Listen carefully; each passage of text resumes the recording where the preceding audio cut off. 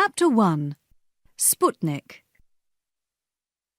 Until the evening of the 4th of October 1957, the US President, Dwight D. Eisenhower, was confident that he led the world's greatest nation.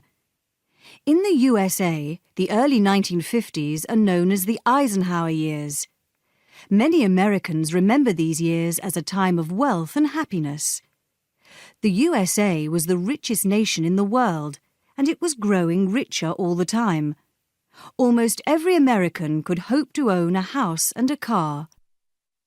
As a general, Eisenhower had led US armed forces to victory in the Second World War, and until that evening in 1957, it seemed that no other nation could threaten the USA. But then some news arrived that shook America's belief in itself. The Russians are in space! The Russians are in space! Until this moment, Americans believed that their nation was the most powerful on Earth. But now the Soviet Union had gone beyond the Earth. Millions of radios all over the world could hear a new broadcast. Beep, beep, beep. This electronic noise was the sound of the satellite Sputnik 1, the first object placed in space by humans.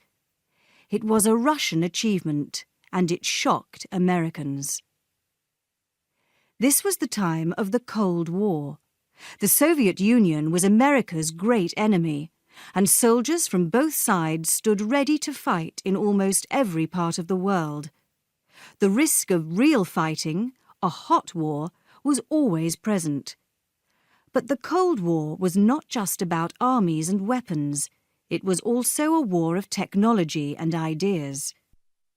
Each side presented its successes in science and technology as proof that its political system was better. So when the Soviet Union sent its little silver satellite up into the cold night sky of the Kazakh Republic, it was more than just an interesting scientific test. It was an act that showed the world that the Soviet Union was winning the war of ideas. Sputnik measured just 58 centimetres across, but every 96 minutes it crossed the skies of the USA like a new moon, a Russian moon. Americans were worried. If the Russians could put a satellite into space, what else could they do? Soon they might send platforms into space as well, and drop bombs from them right into the heart of the nation. Newspapers were soon filled with wild stories about the new dangers in space. Many Americans believed them. "What are we going to do about this?" President Eisenhower asked his Secretary of Defense, Neil McElroy. "There's no real reason to worry," McElroy replied. "Sputnik is not a danger for us. Our scientists are better than their scientists." "I know that," said the President. "That's not what I'm worried about. My problem is that I don't like surprises. I don't want to be surprised like this again. The nation doesn't want to be surprised like this again. In future, we will make sure that we are ahead of the Russians in all important technologies." "What are you suggesting, Mr. President?" "We need a new department of government to direct our high technology work. I want to be able to say to the American people, 'Don't worry, the best scientists in the world are working for the US government, and they're keeping us ahead of the Russians.' And I want to stop the armed forces competing with each other the way they do now. It's a waste of money and talent. I want a single organisation to control all our high-technology efforts." "Yes, sir, Mr. President," said McElroy. The Secretary of Defense did not know it, but as he turned and walked out of the famous Oval Office, he was taking the first steps on a road that led to the most important invention of the late 20th century, the Internet. Chapter 2. The First Computer Network.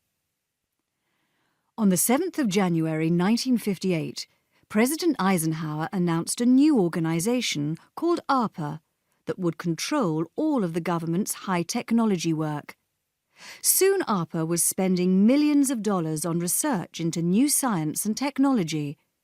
In lonely laboratories deep in the deserts and mountains of the USA, brilliant men and women explored extraordinary new ideas. Scientists built bombs that could spread terrible diseases. Engineers made plans for wars in space. Psychologists tried to train people to communicate through the power of thought alone. ARPA's earliest projects were aimed at winning the space race that Sputnik had started. But these projects were soon placed under the control of a new organization, NASA. NASA captured America's imagination all through the 1960s, especially after President Kennedy announced his plan to land a man on the moon. While NASA filled the news, ARPA was working quietly in an area that would eventually prove far more important than space travel: computing. In 1966, the man in charge of ARPA's computer projects was Bob Taylor. He began his career as a scientist working on brain research, but he was also interested in computing even before computer science existed as a separate area of study. Computers were still a very new technology at this time. They were less common than Rolls-Royce cars and more expensive. In the 1960s, a computer with the power of the machines that sit on desks today cost millions of dollars and was the size of an apartment. Most of these machines were owned by universities, the government, or large companies. They were mainly used for mathematics. But even at this time, Bob Taylor realized that computers were not just machines that could calculate. They were machines that could communicate as well. ARPA was paying for computer projects at universities all over the USA. But Bob Taylor was not happy with the results. He went to see his boss, Charlie Hertzfeld. "Charlie, we've got a problem," he said. "What's that?" Hertzfeld asked. "We're throwing money away," said Taylor. "We're paying different people all over the USA to do exactly the same work." "What's wrong with them?" shouted Hertzfeld, who had a strong Austrian accent and frightened many of the people who worked for him. "Haven't they heard of the telephone? Don't they go to conferences? We pay for them to go to conferences. Why don't they just tell each other what they're doing?" "No, Charlie, that's not the problem," explained Taylor. "Of course our people talk to each other. The trouble is that their computers don't." "Their computers don't talk? What do you mean?" asked Hertzfeld. "Well, look at my office. I've got connections there to all of our biggest computers. But if I want to communicate with the people at Santa Monica, I have to sit down at one machine. And if I want to talk to the computer at Berkeley, I have to get up from that machine and go over and sit at another one, using a completely different computer language. It's the same for all the other computers." "So, what's the answer then?" asked Hertzfeld. "I want to build a network of computers. I'd like to connect 4 of our biggest computers together. Then the scientists can share their research, and we won't be paying for the same jobs again and again." Hertzfeld looked at Taylor for a moment. "Isn't that going to be difficult?" he asked. "Oh no," said Taylor, sounding more confident than he felt. "We already know how to do it." Hertzfeld thought for a moment. "Great idea, Bob," he said. "Start working on it. I'll give you $1 million right now. Go." Taylor left Hertzfeld's office and went back to his own room. $1 million, he said to himself, and that only took 20 minutes. Why didn't I ask for more? When Bob Taylor had the money for a network, he began to hire people to build it. His first choice for a manager of the project was Larry Roberts. Roberts was perfect for the job because he was an expert in both computers and communications. He had just succeeded in linking 2 computers on opposite coasts of the USA. Bob Taylor had paid for this work, and now he wanted Larry Roberts to go to work at ARPA. The problem was that Roberts did not want to come. He was happy where he was, Lincoln Laboratory at the Massachusetts Institute of Technology, MIT. Taylor went to see Charlie Hertzfeld again. "Isn't it true that ARPA is giving Lincoln at least 51% of its money?" "Yes, it is," said Hertzfeld. "Would you speak to Larry's boss and make sure he remembers who pays his wages?" So Charlie Hertzfeld called Roberts's boss at Lincoln. "We control more than half of your money," said Hertzfeld. "So it would be good for Larry Roberts and good for Lincoln Laboratory if Roberts came to ARPA. Why don't you send him down here as fast as you can?" The boss of Lincoln Laboratory quickly called Larry Roberts into his office. "It would probably be a good thing for all of us if you would take this job. They won't accept no for an answer." 2 weeks later, Larry Roberts was at ARPA. Bob Taylor gave Larry Roberts the job of finding computers for the new network. ARPA wanted to use some of the computers that it paid for at universities around the USA, but the people who controlled these machines were not enthusiastic. "We've got our own work to do," they said. "Computer time is too valuable to waste on crazy ideas." Others were more worried about security. "The information on these computers is secret," they told Larry Roberts. "If my computer starts talking to your computer tomorrow, it'll be talking to the whole of the Soviet Union by the end of the week." None of the scientists seemed to trust anyone who was not at their own university. "I don't want any fools from University X to touch my $1 million computer," they said. But all of them seemed quite happy to think that they might get their hands on other people's computers. Larry Roberts went for help to Bob Taylor. Taylor simply used the same methods of persuasion that he had used to get Larry Roberts to ARPA. He phoned each of the universities and said, "Who pays for your computer?" "You do," they replied. "Then you're going to join this network," said Bob Taylor.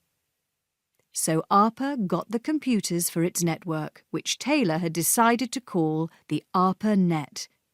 But it was 1966, and no one in the world really knew how to build a network. Larry Roberts began to make plans. He had the money and he had permission to join together 4 big computers. But the really important questions about the design of the network had no answers yet. Bob Taylor held a conference for ARPA's computer researchers at Ann Arbor, Michigan in early 1967. This was Larry Roberts's chance to describe his plans and hear the opinions of the best computer scientists in the USA. At first, they were not enthusiastic. Roberts said that he planned to join the computers together directly with telephone lines. This meant that the host computers would do 2 jobs, the work they already did and the extra work of controlling the new network. Most of the audience hated this idea. "Our computers have too much work already. They can't do another job," they said. "Anyway, this network won't work. Every computer in the system will need to understand how to talk to every other computer. There are just too many different types of computer, and they all use different languages." This was a very good point, and Larry Roberts did not have an answer to it. Even if you could link 2 computers together on a phone line, it would be very hard for them to understand each other. It would be like French and Indian people trying to communicate in Swahili. Just before the meeting ended, someone handed a note to Larry Roberts. "You've got the network inside out," it said. The note was written by Wes Clark. He was one of the least enthusiastic members of Larry Roberts's audience. He was bored by the meeting, and he had already told Roberts that he did not want to be part of the network. He was working on computers for individual users, and he did not want to share them. Maybe this was why he saw a way to build a network that did not force the host computers to do more work.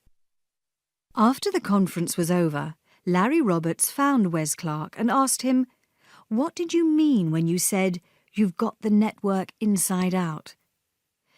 "I've got a plane to catch," said Clark. "Can we talk in the taxi?" So Wes Clark and Larry Roberts continued their discussion on the way to the airport. Clark described his idea. "Forget about sending a message from one computer to another directly. It'll never work. The host computers have got enough to do already, right?" "Well, yes," Roberts agreed. "But we need them to do this networking for us. It will help everyone in the end." Yes, I know all that," said Clark. "But you don't need to make them do the extra work of translating between all the different computer languages as well." "But how can we avoid it?" Roberts asked. "Why don't you design a system that uses other computers as translators? Then messages will always go through one of these translators before they go on to their destination." "How would that work?" "You can leave the hosts as they are if you put a smaller computer between each of them and the phone lines. The small computers will all speak the same language, but each small computer only needs to learn just one new language to speak to its host computer, and the little computers will run the network. They'll do all the work of checking the messages and sending them on, not the hosts. Leave the hosts as they are, build an inner network of small computers, and everything will be fine. It's obvious." "That's brilliant," said Larry Roberts. He climbed out of the taxi with the seed of a new plan for the network growing in his mind. Wes Clark's ideas solved several problems. Obviously, it meant less work for the host computers and for the people who controlled them. It also meant that each host computer would only have to learn one new language to speak to the smaller computers, and it gave ARPA better control of the whole network. When Larry Roberts got back to Washington, he wrote a new plan for the ARPA net, including Wes Clark's ideas. He called the new, smaller computers imps. These imps would be the interface between the different host computers. In other words, they would allow two systems to meet and talk to each other. The design of the ARPA net was becoming clearer, but Larry Roberts still didn't know exactly how the imps should speak to each other. Roberts explained his latest ideas at another conference. This meeting was held at Gatlinburg, Tennessee, at the end of 1967. Roberts talked about the ARPA net, the host computers, and the inner network of imps that would help the hosts to communicate. But he did not say much about how this communication would work. That was still not clear. At the same meeting, there was another talk by Roger Scantlebury from the National Physical Laboratory in England. He spoke about how to build a packet-switched network. To Larry Roberts, packet switching sounded perfect for the ARPA net.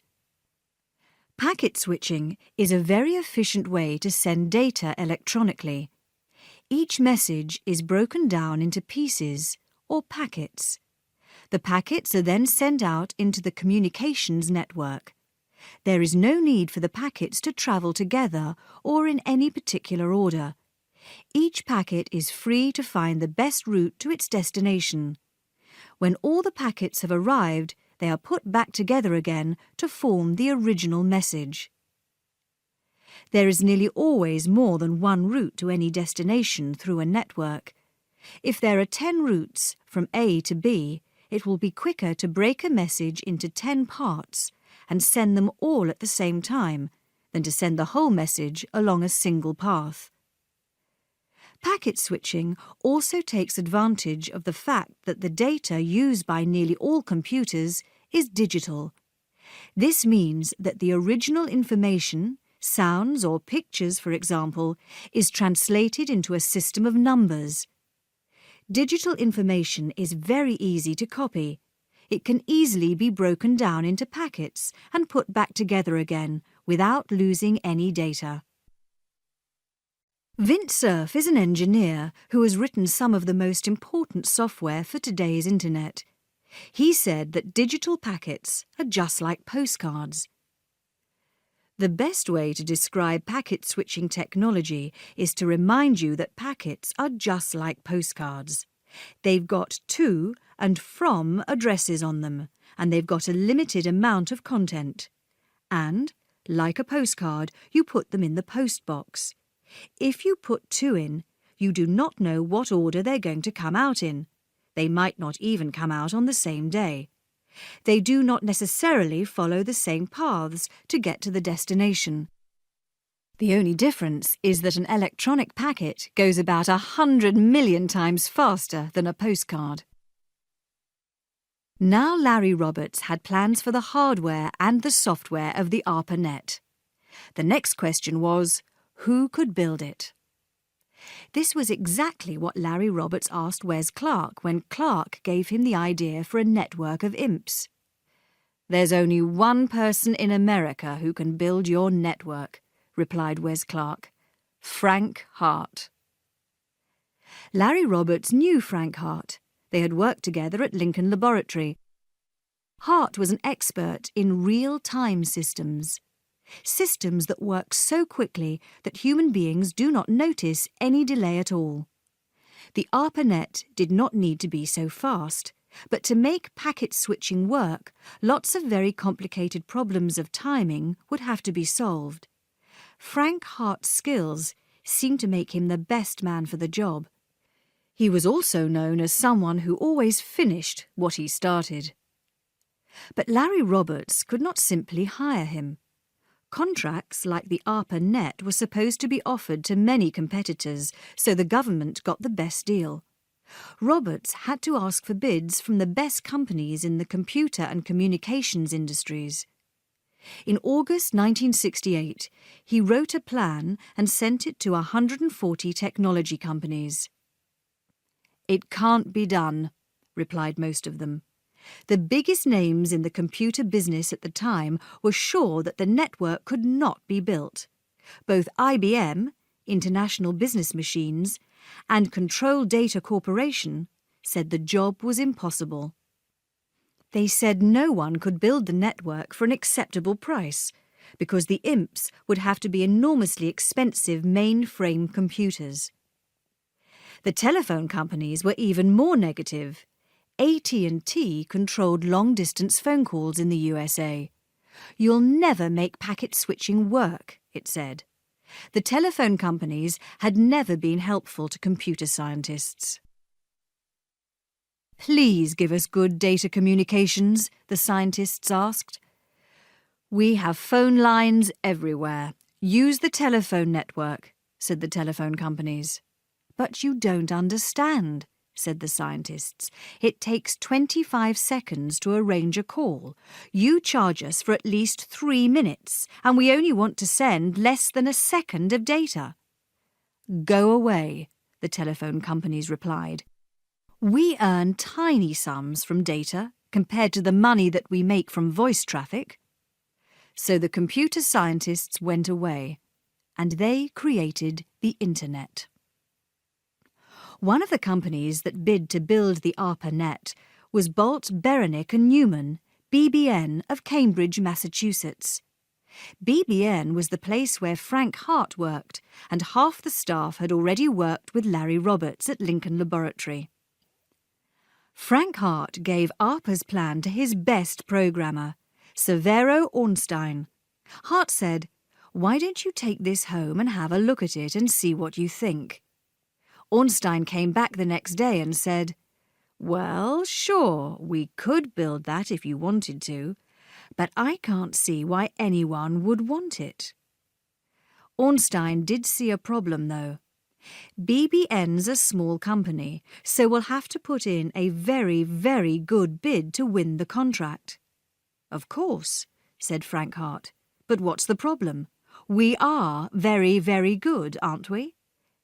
Yes, Ornstein agreed, but isn't it a big problem that so many of us know Larry Roberts? He won't want to be seen passing out contracts to his old friends. Frank Hart did not agree. If the bid is good enough, we'll win, he said. Frank Hart believed that a small company had an advantage in this situation. Unlike IBM or AT&T, BBN could move very quickly. For 4 weeks, Hart and his team worked day and night. Later, some members of the team honestly believed that the work had taken 6 months, not 1. By the time they had finished, their plan was enormously detailed. They had worked out most of the design for the imps using an existing computer from the Honeywell company. They described how the network could be made to work even under heavy loads, and they also discovered that they could make the system run 10 times more quickly than ARPA was asking. In the end, BBN had only one serious competitor for the ARPANET contract, the much bigger Raytheon Corporation.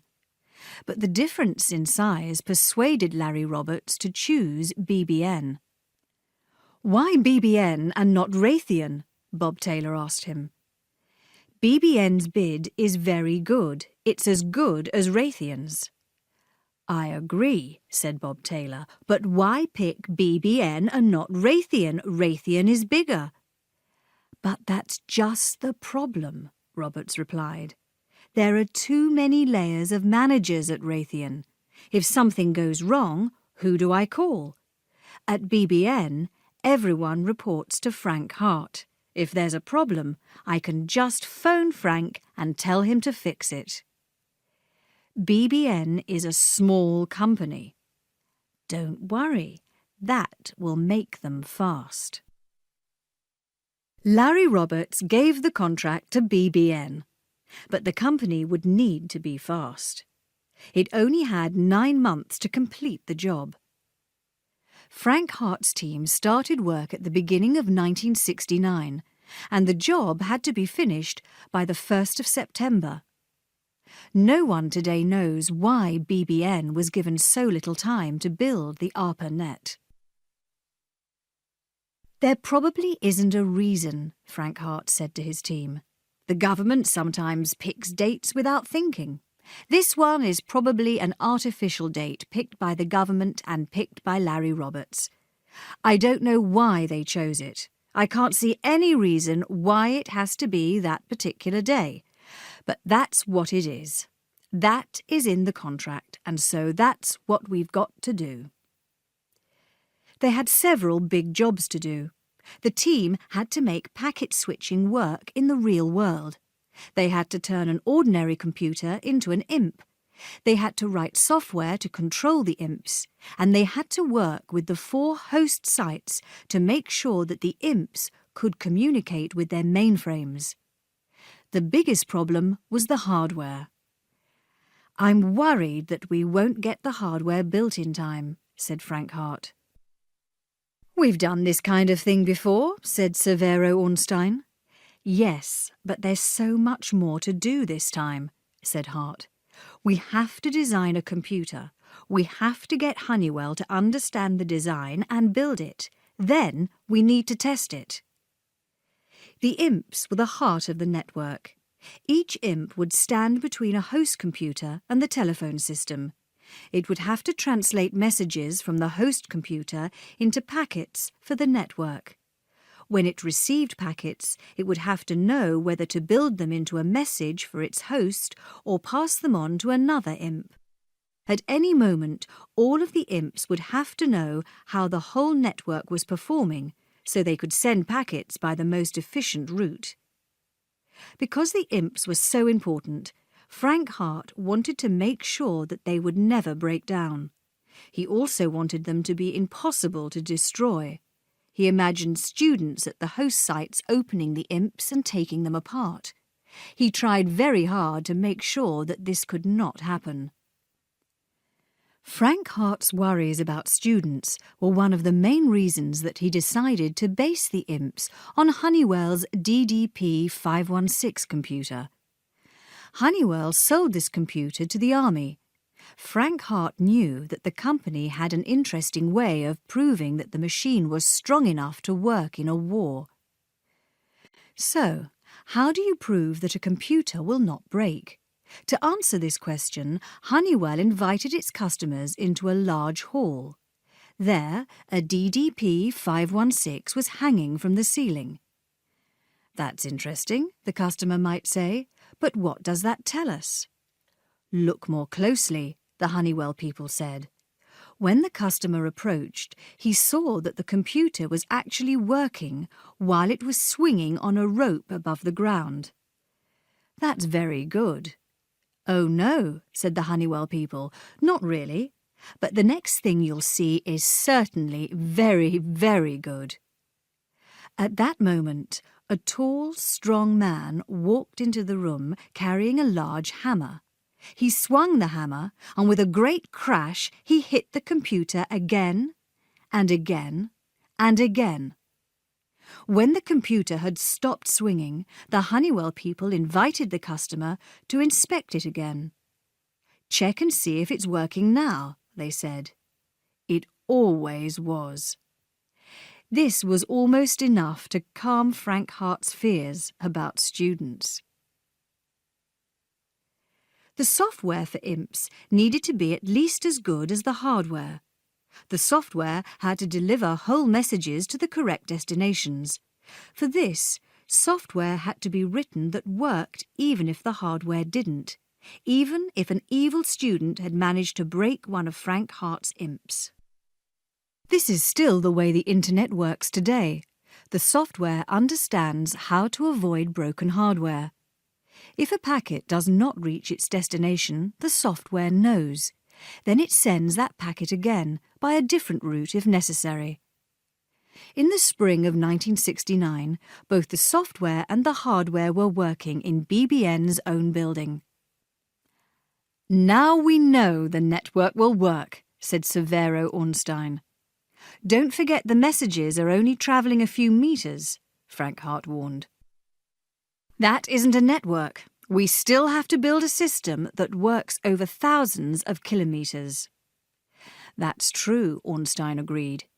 "But we know that the principle is exactly the same if the wire is a meter long or 100 kilometers long. The phone company says that the length of the wire doesn't matter. It's going to work." "I hope you're right," said Hart. At the 4 host sites, the teams had even less time to build their parts of the network, and some of the team members had no experience of this kind of work. Vint Cerf was one of them. Every day he thought, "When are the professional managers going to arrive? We're just graduate students." But there never were any professional managers, so Cerf and his friends just continued to do the work. At each host site, the computer was a mainframe, a machine that was designed to behave like the only computer in the universe. In each case, this computer had to be connected to another computer, an imp, for the first time. But each mainframe was different and needed a different set of connections. "The question is, exactly how do they connect?" said Frank Hart. "How do they connect electrically? How do they connect logically? How does the software connect? These are very difficult questions, and they have to be solved very, very, very quickly, because we at BBN have to build special hardware into the Honeywell machine at our end of the connection, and all the host sites have to build special hardware for their mainframe computers and write special software to match our connection."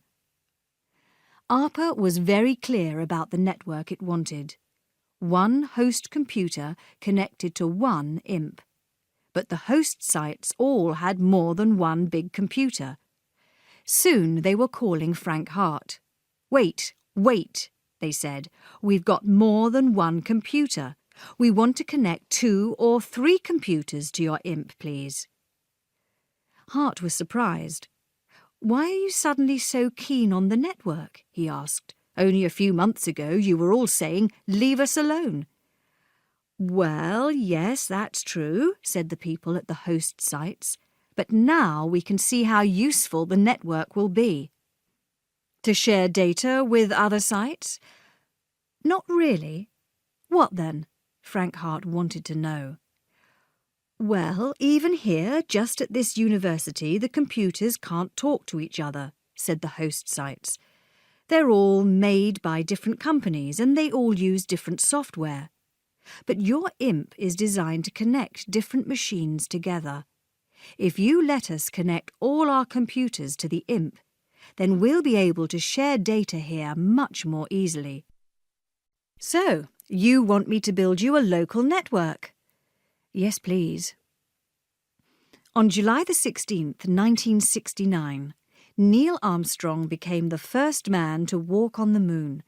But at BBN, there was not much time to watch the historic television broadcast. It was just 6 weeks before the first imp was due to be delivered to the University of California at Los Angeles, UCLA. BBN heard that UCLA was not ready. UCLA believed that BBN was going to be late. Both teams were working 24 hours a day. At BBN, Frank Hart was worried about transporting the imp from Cambridge to Los Angeles. This was not simple in 1969, says Severo Ornstein. The ability to move a machine across the country was important.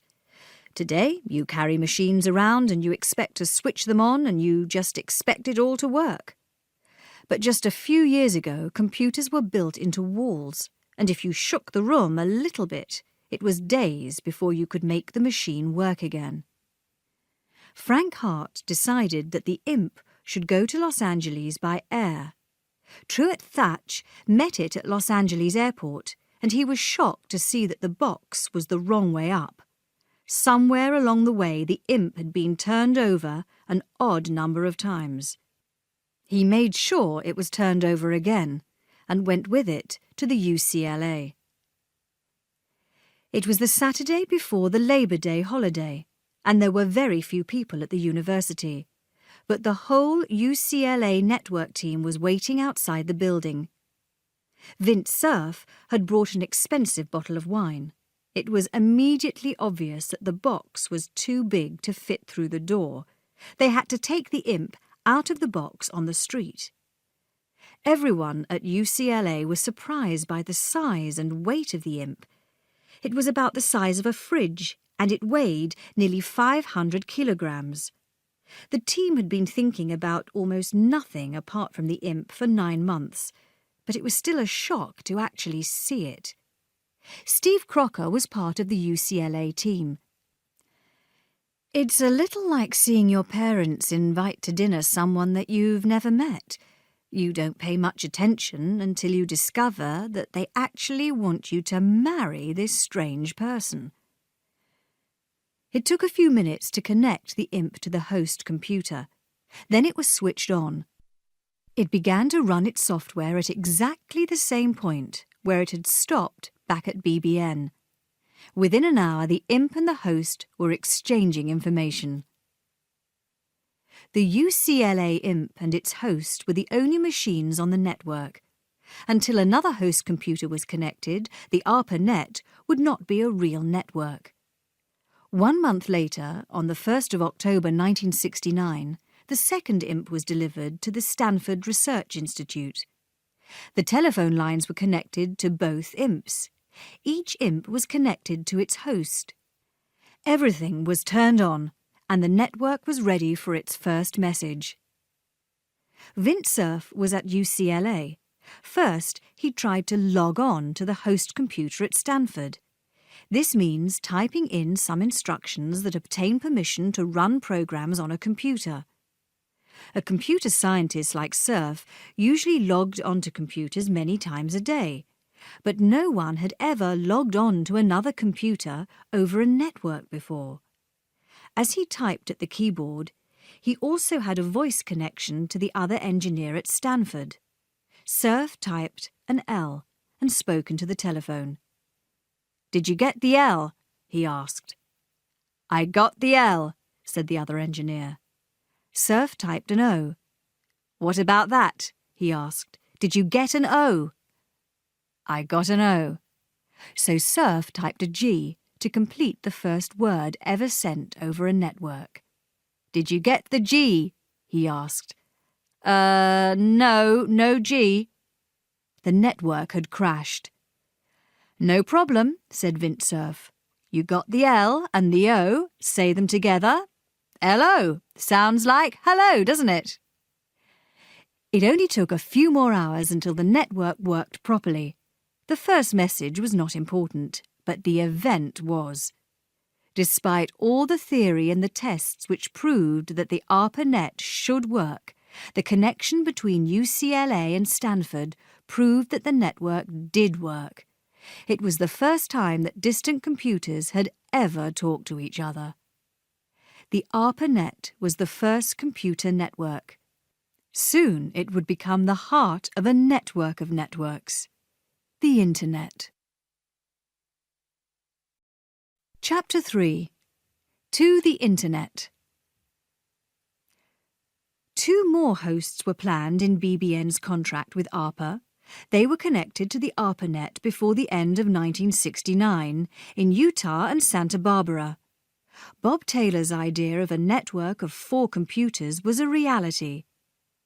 Taylor left ARPA soon afterwards, but the network continued to grow. Larry Roberts became the new boss of ARPA's computer department. He soon called Frank Hart at BBN. "We'd like you to build more imps and connect more hosts to the network." "How many?" asked Frank Hart. "As many as you can." "Really?" "Yes," replied Roberts. "Every new site on the network is saving me money. Every time someone asks me for a new computer, I can say, 'You should connect your existing machines to the network.' In a few years, the network will pay for itself." The network was a great success for the hosts as well as ARPA. They did not lose any computer power as they had feared. They could use computers at other sites, so they gained, and they could also work more efficiently. As Bob Taylor had planned, the universities could work together on projects instead of repeating each other's work. However, some effects of the network were not in the plan. For example, the telephone companies began to get calls from ARPANET engineers. "Your line from Santa Barbara to UCLA is in trouble," the engineer might say. "OK," said the telephone company. "Which end are you at?"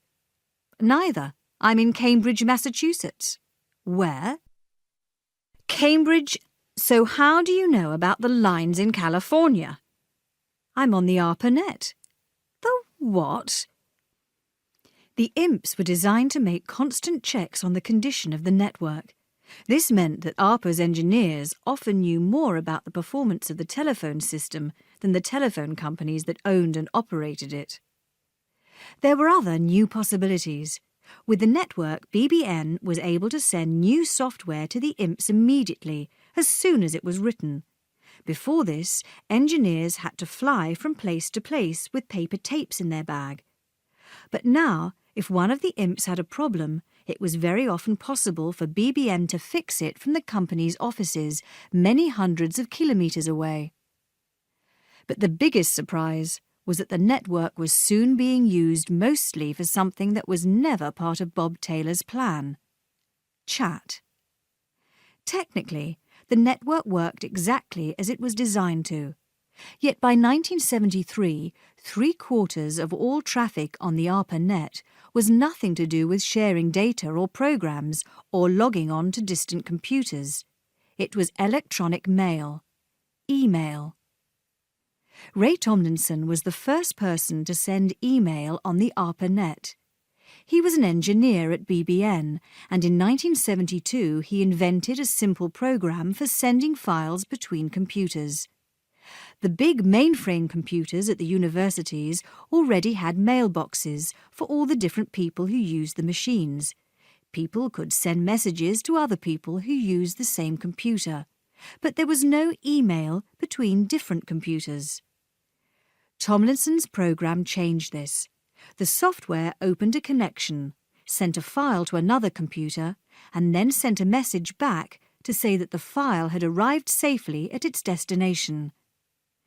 Since the mailboxes and computers are really just files, the next step was simple. Tomlinson changed his program so that it carried a mail message from one computer and added it to a mailbox file of another machine. Since everyone on the ARPANET already had mailboxes in their host machines, it was easy to begin sending mail to other hosts. But the speed with which emails spread was surprising. Almost as soon as it was introduced, it took over the network. Even today, there are more individual email messages sent over the internet than data of any other kind. Ray Tomlinson has left his mark on every single one of the billions of emails that have been sent since 1972. He was the person who chose the @ sign, which means at in email addresses. Why at? Well, at that time, no one had an @ sign in their name, says Tomlinson. I'm not sure that that is still true because there are a lot of strangely spelled names out there now. By 1972, the ARPANET included dozens of sites, but hardly anyone knew about the network. Larry Roberts decided that this must change. He asked Bob Cant at BBN to organise a public show.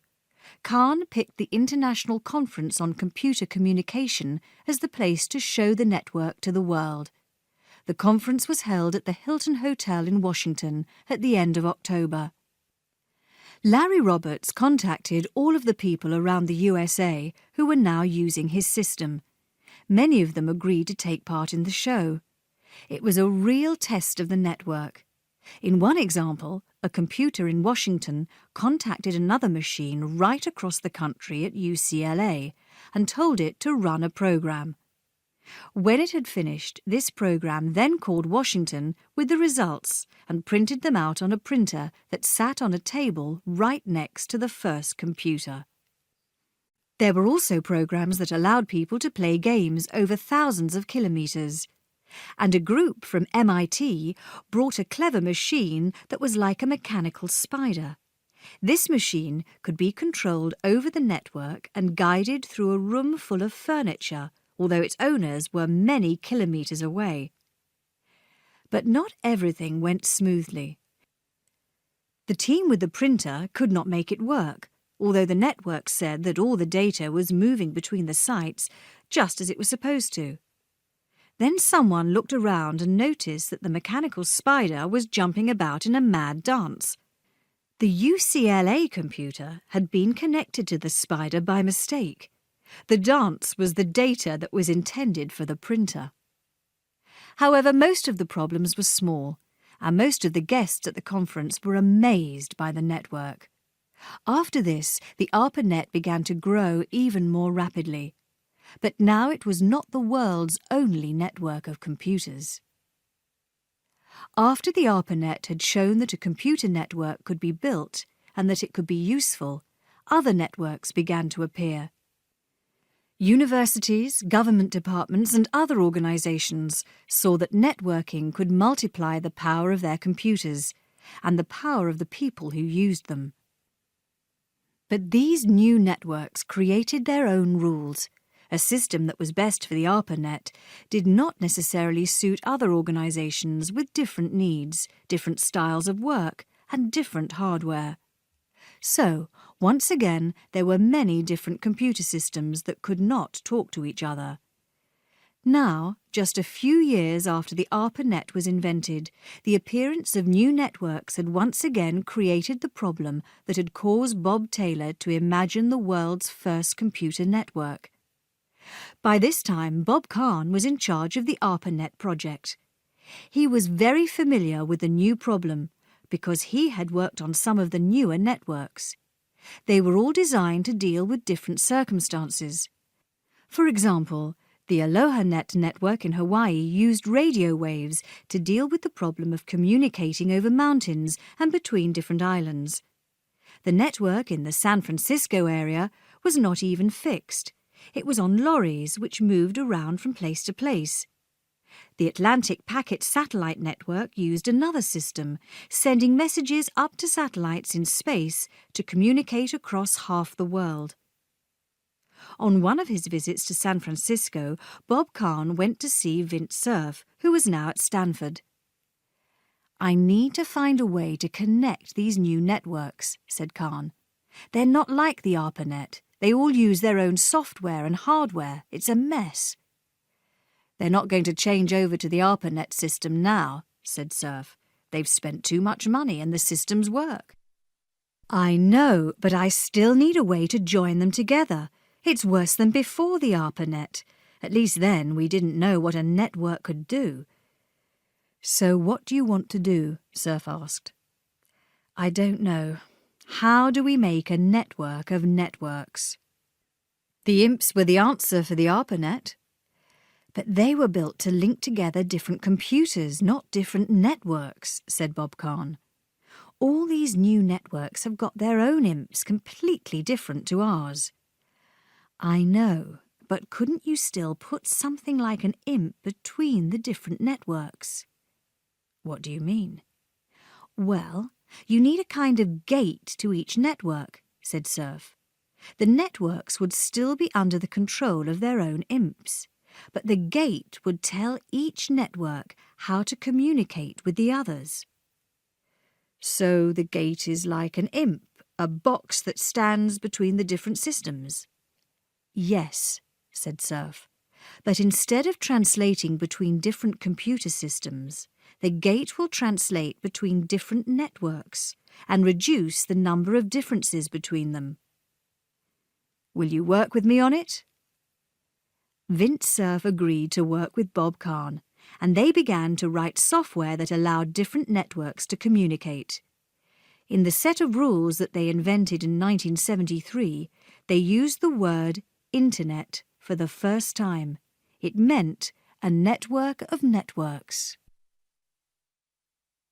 The software wrapped the messages from each different network inside Internet envelopes. Then the messages could leave their home network and travel from one gate to another. There they were taken from the envelopes and sent into the second network. The risk of losing messages between different networks is much higher than the risk of losing them between different computers. But Cerf and Kahn's rules are still the glue that holds the Internet together today, more than a quarter of a century after they wrote them. Bob Kahn and Vint Cerf thought that demand for the Internet would grow, but they never imagined the size of the growth. The late 1970s and 1980s saw an explosion in the use of computers and networks. The fuel for this explosion was the arrival of the personal computer. Chapter 4. The Personal Computer. One night in January 1975, Bill Gates was playing cards with some friends at Harvard University. He was 19 years old and he was studying law, but his first love was computers. Suddenly, his friend Paul Allen rushed into the room carrying a magazine. "Bill, come on, you've got to see this." "I'm playing cards," said Bill. "Are you winning?" "No, but—" "Well, this is our chance to win big. It's what we've been waiting for," said Paul. Bill left his game and looked at the magazine that Paul had brought. On the magazine's cover was a picture of a new computer called the Altair. Paul and Bill were both amazed and excited. The Altair was what they had both been dreaming of, the world's first personal computer. Bill and Paul had both loved computers for many years, from the time when they were at school in Seattle. They had already started a company together, which used computers to calculate the best routes for traffic on busy roads. But both of them saw that the Altair was their big chance. For years they had believed that there would soon be personal computers, small machines that anyone could buy and use. New chips were being produced that had much of the power of the older mainframes but were tiny and cheap. But the computer industry was only interested in making big, expensive machines for business. And in 1975, the computer industry was almost completely controlled by one company, IBM. It's easy to forget how powerful IBM was, says Bill Gates today. When you talk to young people who've only come into the industry recently, there's no way you can get that into their heads. In 1975, IBM was the computer industry. It was the biggest company in the business, and it was bigger, richer, and much more powerful than all other computer companies together.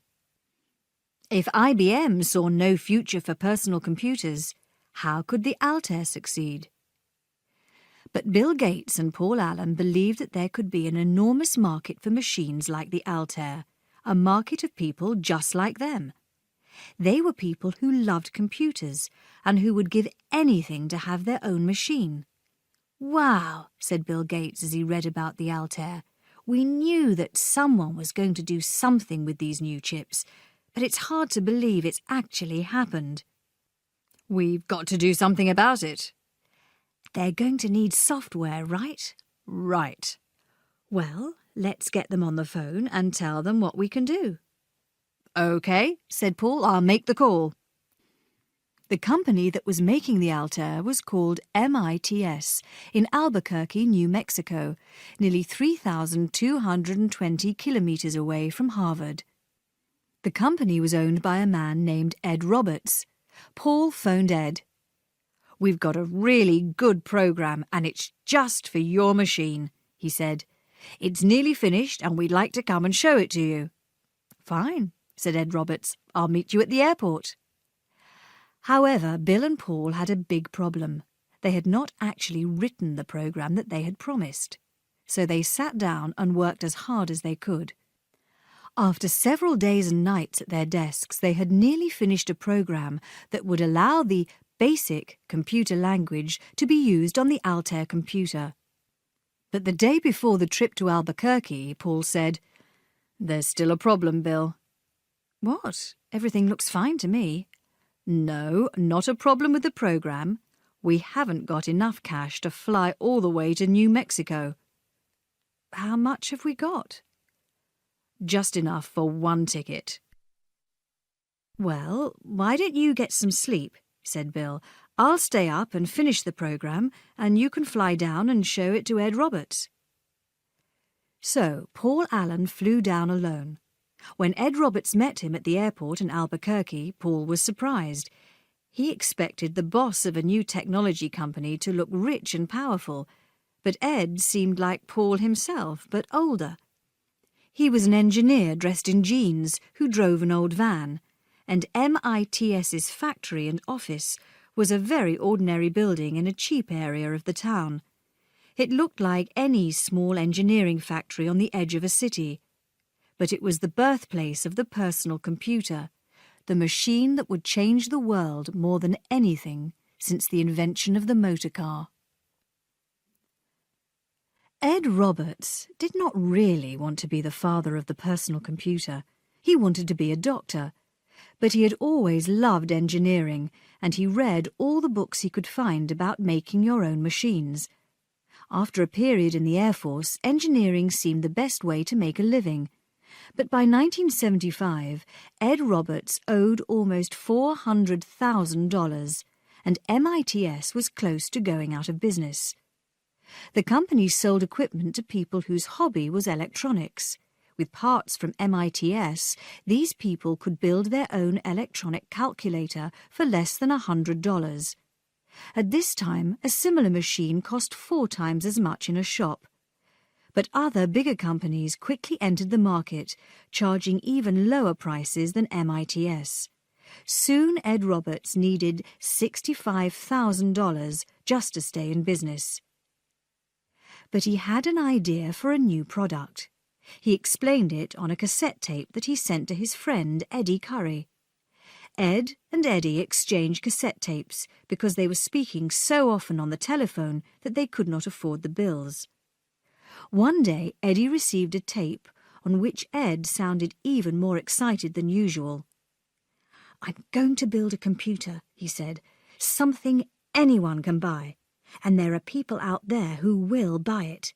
People like us, who want a computer more than anything else.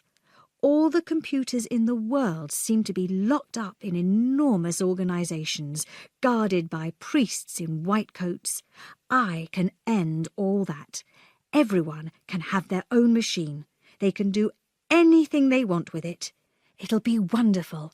I'll make it so cheap that no one can afford not to buy it." Eddie Curry thought that this was just another of Ed's crazy ideas. A complete computer. Only IBM did that. In fact, Ed Roberts had no idea how difficult the project was going to be. But he did have a brilliant starting point, the new 8080 chip from Intel. The chip was as powerful as the mainframes from a few years ago, and if he could only buy the chip cheaply enough, he was sure his plan would work. He phoned Intel. "How much do you want for the 8080? "They're worth $350 each. "That's too much," said Ed, "but I need a lot of chips. What would the price be for a big order?" "Well, how many chips do you need?" Eventually, Ed Roberts got the price down to $75 per chip, but only if he bought a very large quantity of chips. Of course, this meant that he could only save his business if he sold lots of the computers that he was going to build with the chip, and he needed more money before he could start. Ed went to his bank for a meeting late one night. He explained his plan to build and sell a personal computer. Finally, he said, "The question is, do I close down MITS or do you lend me $65,000? "How many machines will you sell in the first year?" asked the banker. 800, said Ed. "That sounds very optimistic." The bank manager was doubtful that Ed Roberts could sell very many personal computers, but he was persuaded by Ed's positive attitude, so Ed got his money and announced the Altair, and within a month he was getting 250 orders every day. It seemed there were lots of people like Paul Allen, Bill Gates and Ed Roberts himself, people who wanted their own computer. In fact, some people were so enthusiastic that they camped outside Ed's factory while they waited for their Altairs. They were in love with the idea of personal computing. The Altair was named after a planet from the TV show Star Trek, and on paper it did sound like something from science fiction. A small, cheap computer that everyone could use in their own home. But in reality, the Altair could not do very much at all. It was not much like today's personal computers, PCs. There was no keyboard, no screen, and no printer. Programs were loaded bit by moving switches on the front of the machine. The results were shown by little lights that could be turned on and off. The memory was tiny, and there was no software at all. This was the perfect opportunity for Bill Gates and Paul Allen. To be useful, the Altair needed a programming language. Then users could write their own programs more easily. Bill Gates and Paul Allen told Ed Roberts that they could sell him one. In reality, the program largely existed in Bill and Paul's head. Even after they had written the software, they did not have a chance to run it on a computer before Paul went to New Mexico. When Paul arrived at MITS and met Ed Roberts for the first time, he was nervous. "I hope this works," he said. "So do I," said Ed. In fact, Paul thought that probably the program would not work, and he became even more nervous as all of the people at MITS gathered around him. He loaded the software onto the Altair, one instruction at a time. Every mistake meant that he had to start again. Finally, all of the instructions were loaded into the tiny computer's memory. Paul pressed the last switch, and held his breath. It worked. Paul could hardly believe it. The program ran, and it could do some things that no one had ever seen on an Altair before. "You're hired. Finish the program and we'll sell it," said Ed Roberts. If the program had not worked, there might not be a Microsoft today. But Paul phoned Bill Gates in Harvard and told him, "Come on down, we've got a job." Bill came to New Mexico, and he and Paul lived across the street from MITS. Their apartment became very crowded because they hired some of their school friends to help them to finish the program. They all lived together with loud music playing most of the time. It was great fun, but Paul soon became worried that they would never finish the program. Bill always seemed to delay doing any work on the software. "Don't worry," said Bill. "I know how to write it. I have a design in my head. I'll get it done. Don't worry about it, Paul." But Paul was worried because he knew Bill was due to go back to Harvard soon. Bill was still a student, and the university had strict rules. Then 4 days before Bill had to leave, he moved to a hotel. No one saw him for the next 3 days. Then he returned with an enormous sheet of paper. "Here," said Bill to Paul, handing him the sheet. "What's this?" Paul asked. "It's the program." "The whole program?" "Yes." "You've written the whole thing in 3 days?" "Yes, and now I'm going back to school." It was one of the most amazing efforts of programming that Paul had ever seen. The basic program for the Altair was an enormous success, but not in a way that made Bill Gates and Paul Allen happy. Before it went on sale, it was copied by many Altair users, who then passed it on to their friends. There was no tradition of paying for software among computer engineers. Most of them did not think it was wrong to copy a good program, but to Bill and Paul, this copying was theft. Bill wrote a letter to a computer newspaper complaining about the copies. The letter soon became famous, and it caused a lot of anger among Altair users. It did not make many of them change their minds about copying software, but the letter did succeed in advertising the fact that Bill Gates and Paul Allen had written the best-known program for the new Altair. More work was sure to follow. Bill soon left Harvard, and Paul left his job as an engineer at Honeywell. They saw that even small computers, microcomputers, would need software, so they called themselves Microsoft. Their company would one day be more powerful than IBM. This was the beginning of a new industry. The Altair created great excitement among all the people like Ed Roberts who really wanted their own computer. But most of these people were already skilled engineers. Before computers could become truly popular, like cars or television, they also had to become something that anyone could use. This next step was achieved by Apple Computer. Apple Computer was the big success story of the computer industry in the 1970s. It took a product that was ugly, unfriendly and difficult to use and turned it into something that could be found beside televisions and radios in ordinary US homes. But this was never the intention of Steve Wozniak, who designed the first Apple computer. Computers were his hobby. Just like Bill Gates and Paul Allen, Steve fell in love with computers at school. When he was 13, he won a science competition by building a machine that was like a computer which could add and subtract. He also spent as much time as he could with real computers. He lived in Silicon Valley, California, the home of America's best technology companies. The engineers at these firms often allowed the teenage Wozniak to use their computers after work. Steve, usually called Woz, read computer books in the way that other children watched television. Every time a new machine was announced, he asked the company for the book that described it. Often the companies gave the book to him. He spent hours in class writing programs for machines he could never even touch. He was always inventing new programming tricks, clever ways to fit more and more instructions into a few lines of a program. He liked his programs to be as small and powerful as possible.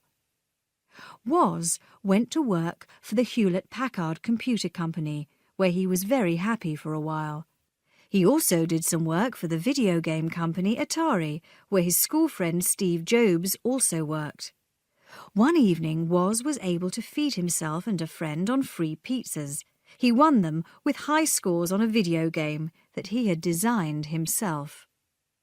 When the Altair appeared, Woz was just as excited as Bill Gates and Paul Allen.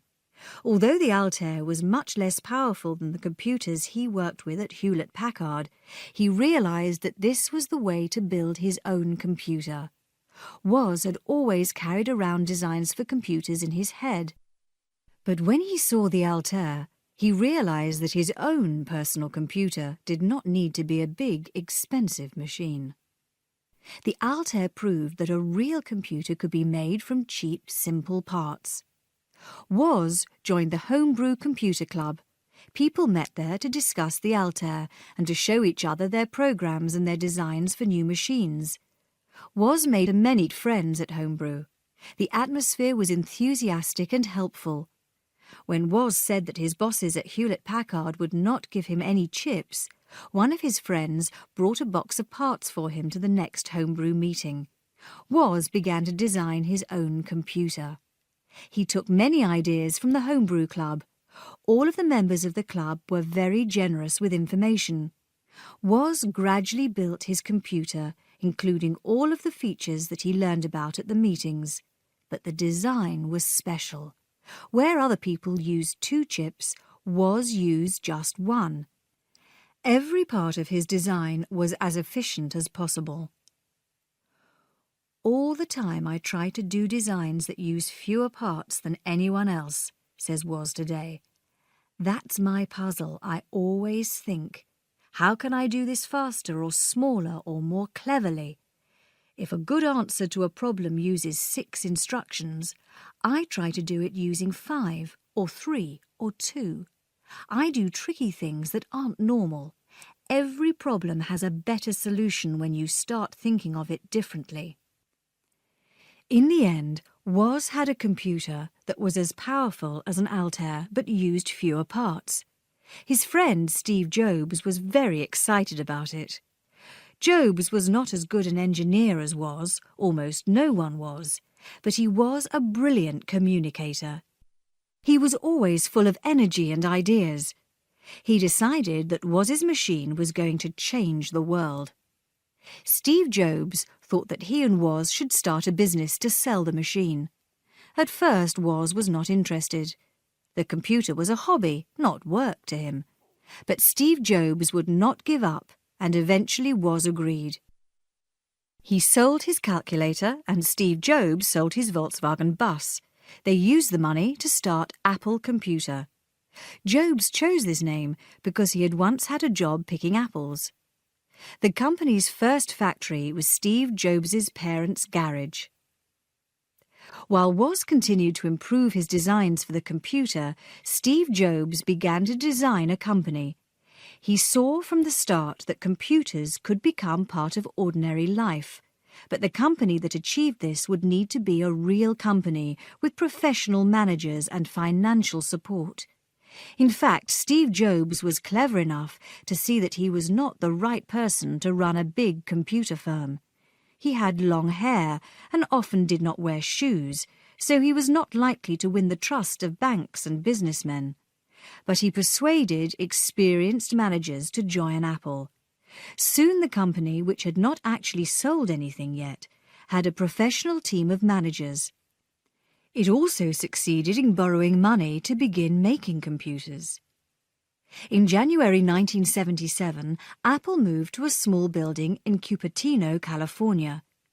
Woz worked on his new design, called the Apple II, while Steve Jobs organized every detail of the company. Apple employed fewer than 10 people, and some of them were still in school. But Jobs was so enthusiastic that everyone believed that this tiny company would change the world. "We're going to do it," Jobs would say. "We're going to build the best company in the world and make the best product that has ever been made." People at Apple often worked all day and all night. They were designing a very different computer to the machines that were already for sale. Steve Jobs wanted to sell computers to everyone, not just engineers. So it was important that the Apple II should look friendly and be easy to use. He hired an industrial designer who produced a smooth, narrow plastic case for the machine. At a time when most computers looked like scientific instruments, the Apple II was pale brown, and all of its screws were hidden. The Apple II was introduced in April 1977 at a trade fair in California. This was a very new idea. Before the Altair, no one paid to visit a computer show, but by the time of the fair, there were many thousands of people who wanted to find out more about this new hobby. At the trade fair, Apple Computer rented 2 of the best spaces near the entrance to the hall. The company also spent money to make sure that people noticed it. Almost all the other firms at the show used paper and glue to make their signs, but Apple paid for professional designers. Big, bright plastic signs showed the 6-color apple that represented the company. The first 4 Apple II computers were finished at 1 o'clock in the morning on the day the fair began. So many people came to the fair that it was difficult for anyone to move. But the first thing that everyone saw was Apple's shiny sign. Beneath the sign, there was a clever video program running on an enormous screen. The trade fair's success showed everyone in the computer business that something new was happening. Computers were now more than just a hobby. They could soon be big business. Many companies would take advantage of the excitement about personal computing, but Apple was the most successful. Brilliant technology and a friendly design at a price many people could afford made Apple the star of this new industry. By the end of the summer, the company was selling equipment worth more than $250,000 each month. In 5 years, Apple Computer was valued at $1 billion. There were soon hundreds of programs for the Apple II. Many of them were games or other types of software that were designed to be fun. But then, 1 year after the computer went on sale, a new program appeared. It was called VisiCalc. It was the world's first electronic spreadsheet. Suddenly, people who worked in finance, in fact anyone who worked with numbers or money, had a new tool. Dan Bricklin was one of VisiCalc's inventors, and he soon found that he was being treated like a pop star. "You've changed my life," many people said to him. One man began to shake when Dan showed VisiCalc to him. "That's what I do all week," he said. "I could do it in an hour with this program." Many people just reached into their pockets and offered Dan money as soon as they saw the software. VisiCalc was the first serious business program for a personal computer. Soon it began to frighten the most powerful company in the computer industry, IBM. When the Apple II had come onto the market, IBM was not worried. The Apple seemed like a toy. It did not seem to threaten the billion-dollar business of selling mainframes to the world's largest companies. This was a market that IBM understood completely. Big business wanted powerful computers that never broke down, and it did not care that each machine cost $100,000. But VisiCalc changed that. People who had to queue for time on an IBM mainframe were suddenly freed by VisiCalc. Why wait days for your answers when an Apple II and VisiCalc could supply them in seconds? Many business people bought an Apple computer simply because they wanted to use the new software. This was also the time when the banking and insurance industries were changing in the USA and Britain. New laws meant that the world of finance was much more competitive. People could not afford to wait for time on an IBM mainframe, Waiting was not just annoying, it could also mean that you went out of business. By 1979, IBM could not ignore Apple. There were suddenly tens of thousands of people buying apples, and they were very happy with them. In fact, they loved them, and they took them to the engineering departments of IBM's customers. "I'm using my Apple because you can't do the job on the mainframe," they said. IBM knew that it had to do something. It was losing the hearts and minds of its customers. But it could not act quickly. It was famous for slow, careful work. It had a fixed system for designing new products. Every decision about the design was checked by many managers. Every part of a new machine was tested many times. All of the checks and tests were intended to make sure that IBM machines almost never broke down. But someone once calculated that it would take IBM 9 months to produce an empty box. Bill Lowe ran a small IBM research laboratory in Boca Raton, Florida. He knew the company was in trouble and believed he had a solution. He would change the tradition of IBM that every single part of a computer must be built by the company itself. Bill Lowe went to his boss, Frank Carey. "What are we going to do, Bill?" Frank Carey asked. "Apple is hurting us. They're making us look stupid." "Well, I think we can build our own personal computer." "No," said Frank Carey. "At IBM, it would take 4 years and 300 people to do anything. That's just a fact of life." "No, sir," said Bill Lowe. "I can build an IBM personal computer in a year."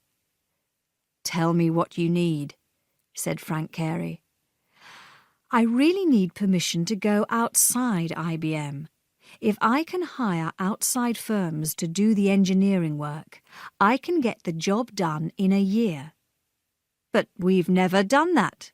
It's not the IBM way." "I think it's the only way now, sir."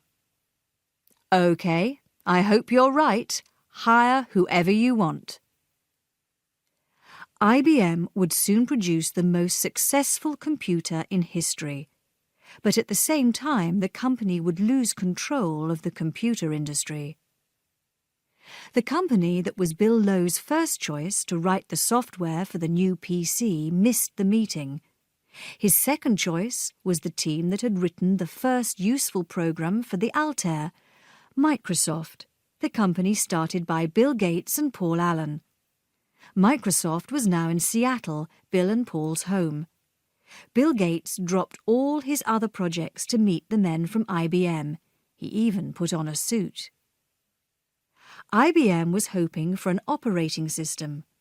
The operating system is the most important software on any computer. It controls how everything else works. It usually takes an enormous amount of work to write an operating system. Microsoft did not have an operating system, but as before with the Altair, Bill Gates believed he could quickly create the program that was needed. IBM agreed, and Bill went away and bought an operating system program from another Seattle software company. This program became DOS, the operating system of many millions of PCs. It was also the beginning of the flood of cash that would make Bill Gates the richest man in the world. The deal that IBM made with Bill Gates was unusual. IBM would help Microsoft to create the operating system. It would also pay Microsoft for every single copy of the program. But Microsoft would own the program, and it could sell DOS to any company that wanted it.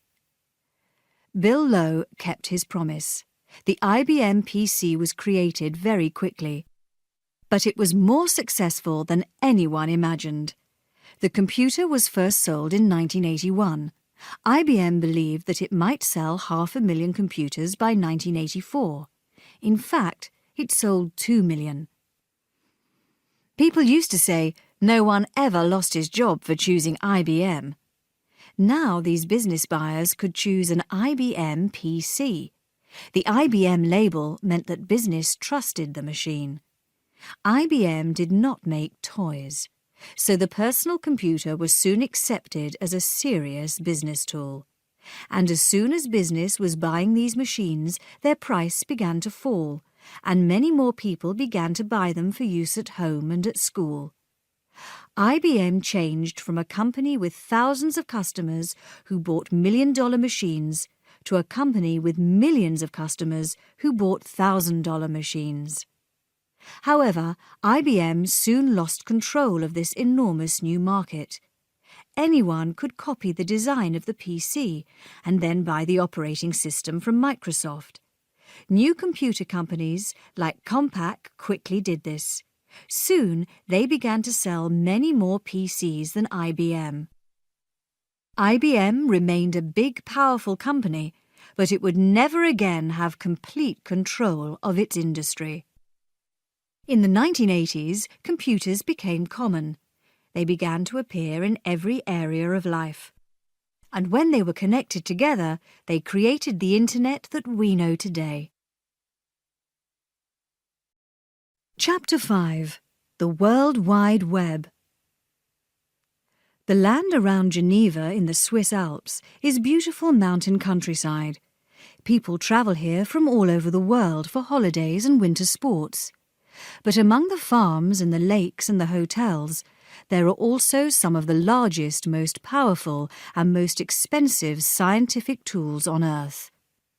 One of these machines is an enormous ring that spins tiny pieces of matter around in 27-kilometre circles. When they are travelling at nearly the speed of light, the machine forces them to crash together. Scientists study the resulting explosions, hoping to discover more about the building blocks of the universe. This is the home of CERN, Europe's Centre for Research into High-Energy Physics. CERN explores what matter is made from and what holds it together. It is not the type of scientific laboratory that produces practical inventions. But there, in 1989, Tim Berners-Lee invented the World Wide Web. Tim is an English engineer with computers in his blood.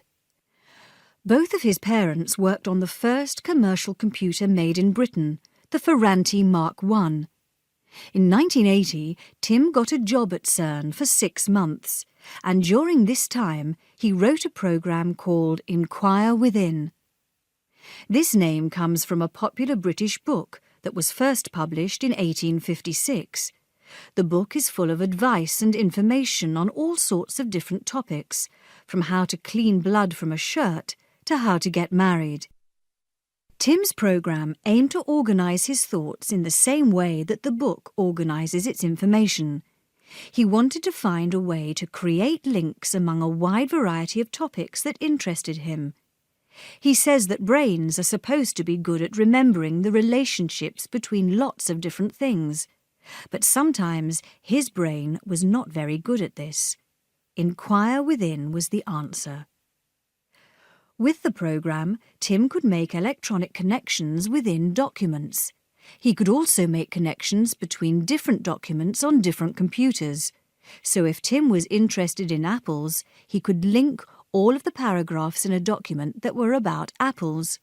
And if there was a really good Apple database on another computer, he would make a link to that as well. Inquire Within was new because it could organise information according to the content of documents, not where they could be found. It was hypertext. Ordinary text is anything that is written, a book, a letter, or a document on a computer screen. To make sense of a text, you read it from beginning to end. A hypertext is a special kind of text that is intended to give more freedom to the reader and the writer. It contains links that lead to other places. They can lead to other texts, but also to pictures or programs or musical recordings. There is no single path through a hypertext. Readers can choose the path that suits them best. The power of a hypertext link is that it can link to anything, says Tim. That was the central idea. You ought to be able to make a link to anything that is sitting on a computer disk anywhere. If the computer is connected to a network, you ought to be able to give it an address and link to it. Tim says that CERN is a web-like place. Scientists come to CERN from all over the world. Some stay, but many go back to their own laboratories and universities, which use many different types of computer and software. But the scientists still want to communicate and share information. There were always different sorts of people from different countries who brought different sorts of computing equipment. So CERN was one of the first places to work on getting files from one computer system to another, getting email across borders and into another system. That was the spirit. There was a lot of networking. It was possible to get something from a distant computer at this time, but you had to be a computer expert to do it. It was technically simple to go and get something, but you had to be an expert of the highest degree to find your way through all the networks, to use all the programs that you found on your way, and to use the right commands to get the data back. And it was likely that when you got something back, you would not be able to read it anyway, because it was from a different computer system.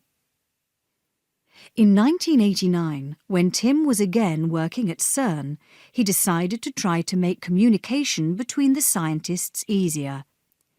He believed that hypertext could help the scientists to work more efficiently because it could create paths through CERN's web. In March 1989, Tim wrote a plan saying that a hypertext project was going to be very important for the scientists who were connected with CERN. He took the plan to his bosses. "This is interesting," they said, "but it's not really our kind of project, is it? We don't do information technology here. We do high-energy physics." "But a hypertext system will really help CERN," said Tim. "Yes, well, thank you. We'll think about it." Tim saw that he was not going to persuade his bosses to build a hypertext system, but soon he had another idea. There was a coffee room between the scientists' offices and the computer rooms, so the people who needed to use the information were constantly meeting the people who ran the computers. By talking to the right people, Tim began to create support for his plan. "Don't you get tired of translating data for the scientists?" he said to the computer people. "Yes, there are too many computer systems around here," they replied. "But if there was a single program that organized all the different types of data..." "That would be great, but there isn't, is there?" "Not yet," said Tim. He spoke to the scientists as well. "Don't you get tired of all the extra work you have to do on computers? Wouldn't you like to be able to concentrate on the physics?" "Yes, but what can we do?" "You need a program that allows you to make easy links between your research and everybody else's work." "That sounds great," said the scientists, "but where can we get a program like that?" "I can write it for you," said Tim. In October 1989, Tim started writing a program that he called World Wide Web. When you were reading something interesting on the computer screen, you could just choose a phrase and link it to another document. Then you just needed to hit a hotkey, and the other document appeared on screen. A hotkey is a key on a computer's keyboard that is programmed to do something special when it is pressed. At first, World Wide Web was the name of Tim's program. Today, the World Wide Web, or simply the web, is all of the billions of documents on millions of computers that can be read by the browsers that have followed Tim's original program. In ordinary life, if you browse, you look at a variety of things, hoping that some of them will be interesting. People browse through newspapers or in bookshops or museums. If you want to, you can browse through a book, though most books are written to be read from beginning to end. But a hypertext is designed for browsing. Tim's original browser program allowed writers to create links to anything they liked, and it allowed readers to follow their interests from link to link. The program used a new invention, a system of addresses. The system means that anything, anywhere on the internet can have its own special address. The addresses are called URLs. The web browser understands what to do with anything that has a URL. Tim also invented a set of rules for sending text and pictures over the internet. The rules allow a document to appear almost exactly the same, whatever computer system is being used. For web authors, Tim also created a new computer language called HTML. This is the language in which all web documents are written. It controls how text and pictures are shown on a computer screen. Together, these inventions changed the world of the internet. The internet of the 1980s was a place for computer experts. Since the 1990s, anyone with a computer has been able to use it. For most people, the web browser is the friendliest program they ever use. People at CERN began using Tim's browser in 1990. In 1991, CERN put the browser software on the internet so that it was free to anyone who wanted it. Within 4 years, the World Wide Web was the most popular use of the net. Tim Berners-Lee believes that the success of the web gives hope to dreamers everywhere. When you really believe in a dream of how things could be, then you follow the dream, and it's very, very satisfying to see it work. It's exciting that you can have an idea and it can take off and it can happen. It means that dreamers all over the world should take off and not stop. Tim's browser gave an idea to a group of young programmers in the USA. In just a few years, the business they started would take off and become the fastest growing company that the world has ever seen, Netscape Communications. Chapter 6. Netscape. This software is going to change everything. Soon everyone will be using it, Mark Andreessen said to John Durr. John often heard claims like this. His job was finding finance for new companies. So every day he met people who were confident that their ideas were going to change the world and make millions of dollars in the process. But Mark and his plan were different. Mark was only 23 years old, but already he had a good reason to be confident. A few months before, he had written a program called Mosaic. Now 2 million people were using it. I suppose you don't need to be a scientist to realise that there is a big market there, said John Durr. John loaned Mark the money he wanted for his business. Mark's company would soon be the fastest growing firm in history. Everything would soon change on the internet. Tim Berners-Lee had invented the World Wide Web, which made the internet easy to use. But it was equally important that the law of the internet had changed. Until 1992, John Durr's idea of an internet market was not just ambitious, it was actually illegal. The internet was built with US government money, and the government did not allow anyone to make a profit from it.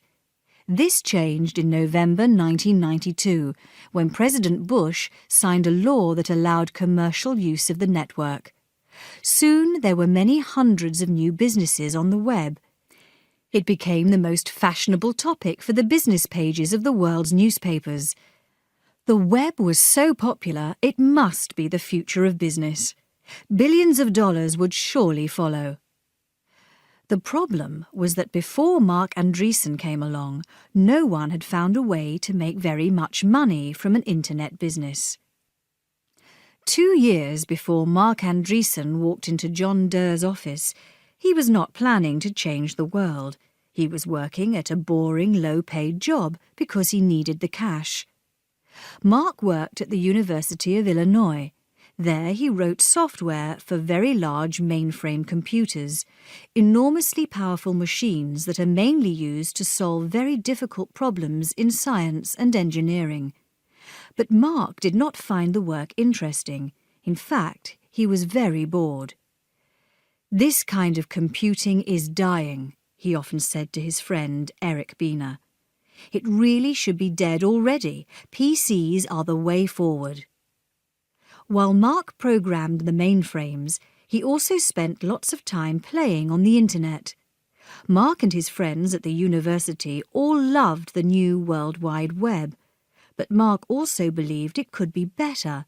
There were no pictures on web pages, and the browser still needed typed commands. It did not have the kind of interface that personal computers had made popular. By this time, nearly all PCs drew windows, menus, and buttons on their screens. These represented files, commands, and processes, so the user could control the computer very easily, without typing lines of strange numbers and letters. One night, very late, Mark decided to do something about this. "At the moment, the web's just a tool for researchers and scientists," he said to his friends. "You need to be a computer programmer if you want to use it, but it could be so much better." "How?" his friends asked. "The web needs a human face. I'm going to do a browser that looks like a PC program, that works like one as well, so that anyone can use it." "Do we really need it? We know how the net works." "But we're all programmers. The web is full of things for programmers, but there's nothing there that a normal person would want to see." "What do you mean, normal?" "I mean the web should have music and art and news and everything." "But if there's a browser that anyone can use, if it's just like all the other software on a home computer, then we might finally get some interesting material on the web." Mark decided that the browser would be called Mosaic, and he persuaded his friend Eric Bina to join the project. They were a good team. Eric was a brilliant programmer, while Mark had the ideas and drove the project forward. Mark was an unusual engineer because he had many interests outside computing. He saw how good the Mosaic browser could be because it was just the sort of program that he wanted, to find out more about music, literature and politics. Mark and Eric worked day and night for months. Sometimes they worked for 4 days without a break, then slept for a day. Their attitude spread to some of their friends at the university who joined the project to make sure that Mosaic would run on many different types of computer. Mosaic's human face for the internet had 2 main features that made the program different from previous browsers. First, users did not have to type commands when they wanted to follow links, as they did in Tim Berners-Lee's browser. Instead, users of Mosaic could just point to words that were shown in a different colour or style to the rest of the text. Second, and most important, Mosaic could show pictures. Everyone who saw the result loved it. It was like turning radio into television. Mark and Eric put Mosaic on the university's network at the start of 1993. It spread like a forest fire, and Mark quickly saw that they could make money from something that was so popular. The number of Mosaic users went from the original 12 to 100, to 1,000, to 10,000, to somewhere around 1 million by the end of 1993. So you didn't need a lot of imagination to realise that if this growth continued, it was soon going to be up to 5 or 10 million people. That starts to be an interesting commercial opportunity. Mosaic was creating enormous excitement among internet users, and it was actually causing the World Wide Web itself to grow.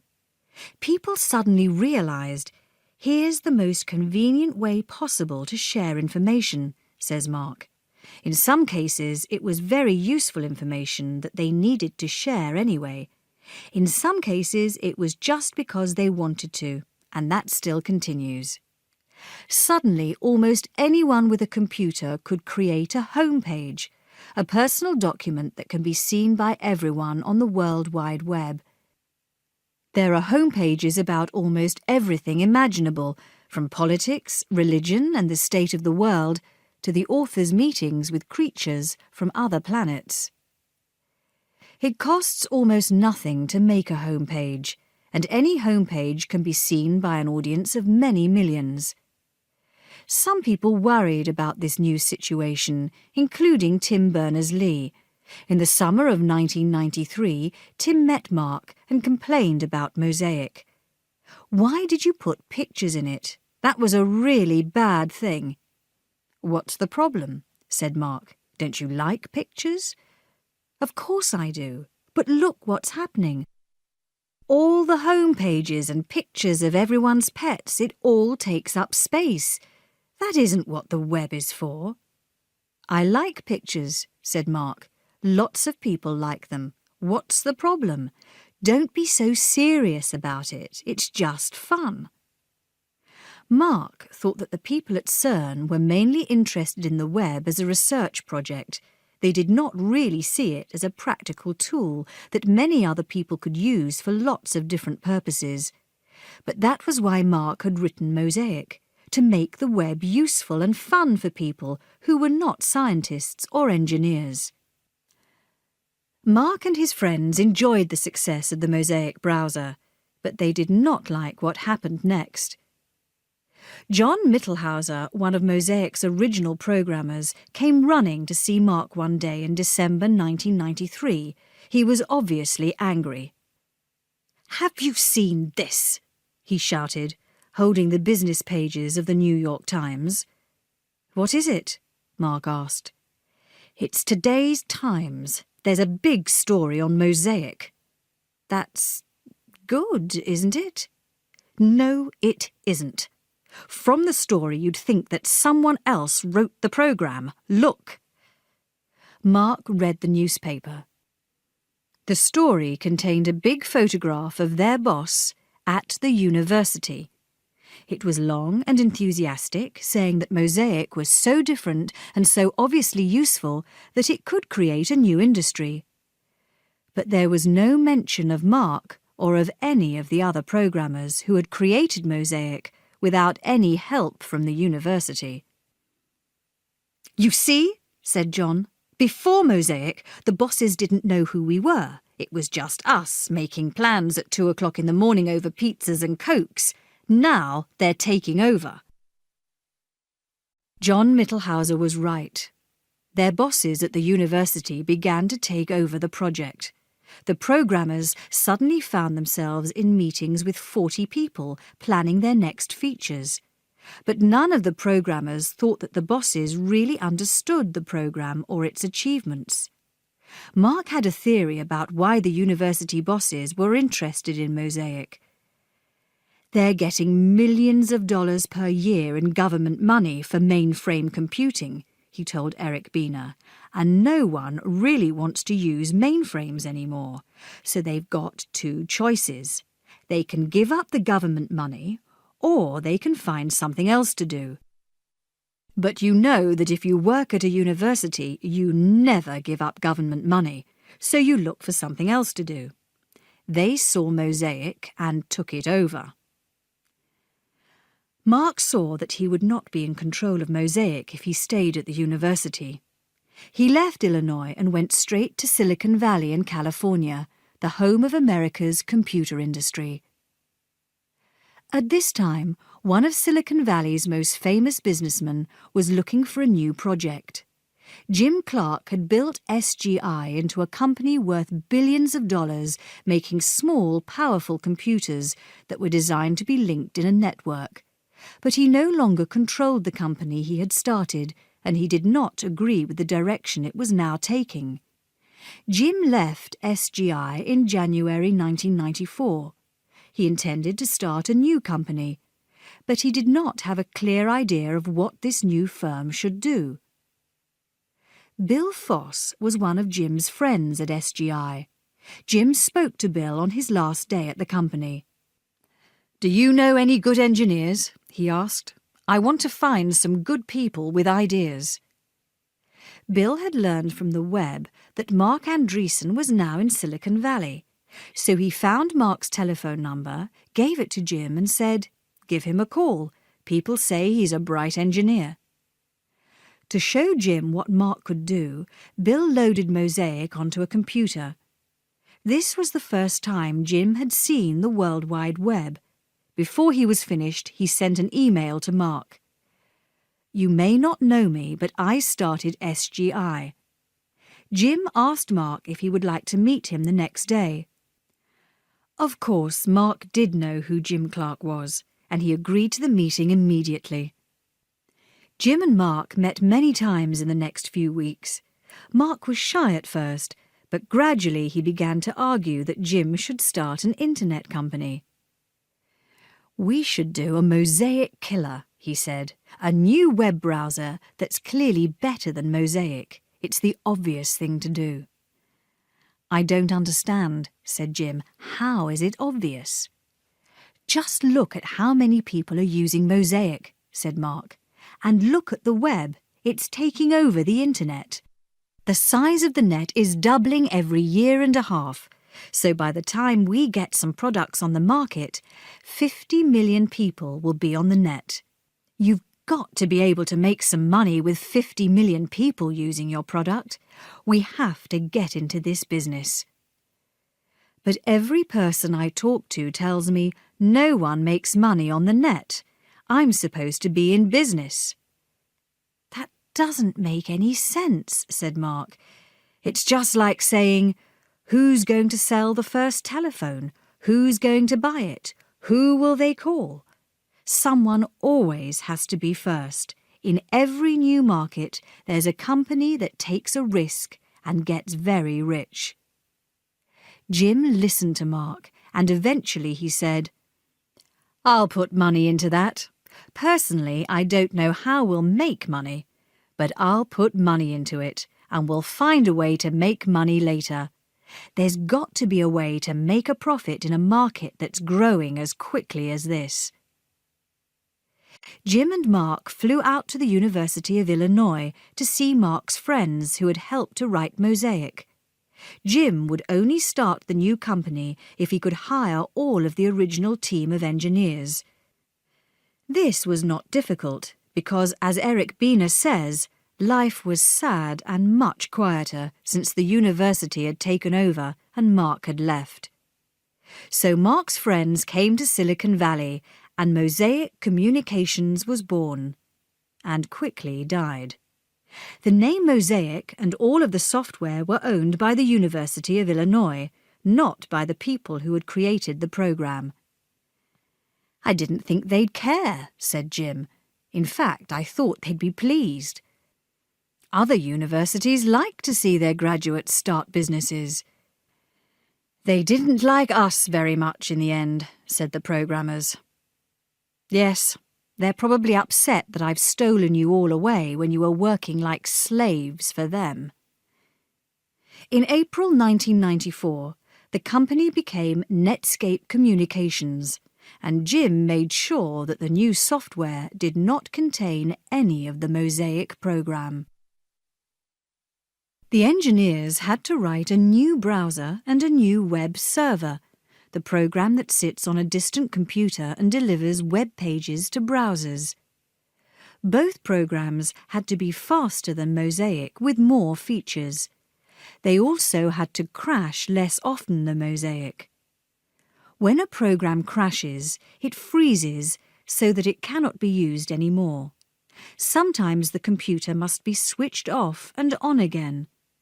Mosaic crashed all the time, and Jim Clark was not pleased. "This is terrible. I can't sell something like this. Would you buy a car that drove off the road every half an hour?" "Don't worry," said John Mittelhauser, trying to calm Jim. "We were students when we wrote it. We were just having fun. We weren't thinking about quality." "Well, think about quality now," said Jim. The engineers began to work. For a time they seemed to do nothing except work. People are often there for 48 hours without a break, just writing software, Bill Foss said to Jim Clark. Bill had just been hired at Netscape, and he was amazed by the atmosphere at the company. "I've never seen anything like it." Mark Andreessen's positive attitude was a big force driving the work. He walked around saying, "I have a dream. I have a dream. We will succeed in the end. We are fighting a war and we will win." But Mark was not the world's best manager. Jim Clark spoke to him. "Mark, you know you're the heart and soul of this project. You work more hours than anybody else. You're great at thinking of new ideas. You're very good at knowing what's important. You can take 40 different pieces of information and put them together." "Thanks," said Mark. "But these are very different skills from managing engineers. You're not a good manager." "That's not true," said Mark. "I'm actually a terrible manager." "Then would it be okay with you if I hired some professional managers so you can concentrate on what you're good at?" "Please, that would make me very happy," said Mark. But he continued to work harder than anyone else at Netscape. He enjoyed the work more than anything else. His office, where he often slept, was a mess, full of every book in the world that he believed could help with this project. Many of the books were about Bill Gates, the world's richest man, in control of the world's most successful company. All of Bill Gates's power was built on Microsoft's control of the operating system for IBM personal computers. Mark wanted to know how to be a great businessman, and he felt he could learn from Gates. He thought that the main lesson was that at first it is more important to persuade people to use your products than to make money from them. Microsoft only began to charge high prices and make enormous profits after the IBM PC had taken over the personal computer market. So Mark decided that Netscape's browser would be free to non-commercial users. Only businesses would have to pay for it. "We have to persuade everybody to use the browser," Mark said to Jim. "That's the way to give the company a fast start. It's a Microsoft lesson, right? If everyone uses your product, you've got a lot of possibilities, a lot of ways to make money from that. Market share now equals income later, and if you don't have the market share now, you're not going to get the income later. Whoever gets the market share wins." Mark believed that the web would be like the market for PC software. In a market like this, there has to be just one single big winner. Mark wanted Netscape to be the winner on the World Wide Web. On the 13th of October 1994, the new software was put on the web. The engineers stayed up all night with beer and pizza to watch as the downloading began. Downloading is making copies of files from the internet. Within an hour, their computer had crashed because demand for the software was so great. In a few weeks, almost everyone on the World Wide Web was using Netscape's software. The browser, called Navigator, was much faster than its competitors. It could also show more interesting pages because it added new features to the HTML language. Soon, many web pages contained notices that said, "This page is best viewed with Netscape Navigator." This was free advertising, and it caused millions more people to download Netscape software. In 1993, the World Wide Web was only the 11th largest cause of traffic on the net. By the summer of 1995, it was number 1, mainly because there were more than 10 million Netscape users. There were still even more individual email messages, but web pages are larger computer files than most email messages, so the web caused more traffic. Some of the first users of Netscape's products were businesses. At this time, most firms did not actually try to sell anything over the web, but a company website, a set of linked pages, did offer immediate advantages.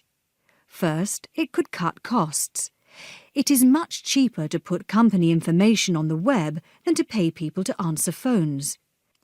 Second, it could attract new business. Many people prefer to look up prices and other information on the web than to travel to a shop or make a telephone call.